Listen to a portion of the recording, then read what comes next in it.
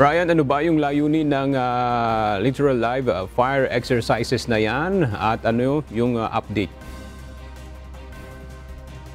Magandang tanghali, Aga. Layunin ng pagsasanay na ito na depensahan ng bansa laban sa mga dayuhang mananakop. Last line of defense ito pagdating sa labanan sa dagat. At kaya napakahalaga nito para sa bansa. At kanina nagkaroon ng bahagyang pagkaantala dahil nga nakaranas tayo ng katamtaman hanggang malakas na pabugso-bugsong mga pag-ulan dito sa Burgos, Ilocos Norte. Nagsagawa ng Littoral Live Fire Exercise dito sa Burgos, Ilocos Norte ngayong araw ang Philippine Marines kasama ang ilang bansa na kasama sa kamandag exercise bilang observers. Ginamit ang dalawang 105mm howitzer ng Philippine Marines at dalawang fire support vehicle. Sa senaryo, layunin ng mga sundalo na pigilan na makadaong ang mga kalaban sa na gustong sakupin ng bansa. Bahagi rin ng pagsasanay nito ang sa isa na sa gawang kamandag 0824. Nataunang pagsasanay ng Philippine Army o Philippine Marines at US Marines.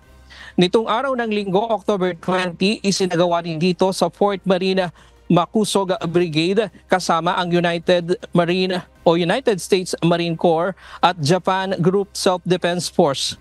Ang humanitarian assistance at disaster response exercise bilang paghahanda at pagtugon sa mga sakuna.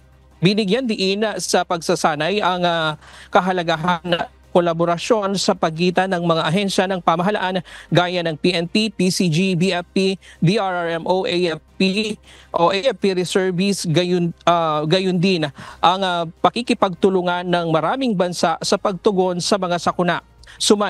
Sumasailamin ito sa matibay na samahan ng Pilipinas, Estados Unidos at Japan.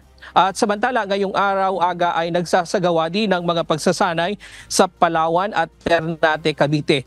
Tatagal itong kamandag exercise na ito hanggang sa araw ng Biyernes. At mamaya, ito na ang huling pagsasanay dito sa Ilocos Norte. Mamaya, yung ating mga miyembro ng Marines dito sa Ilocos ay maghahanda naman para doon sa aktual na humanitarian assistance, disaster response dahil nga dito sa papalapit na bagyo.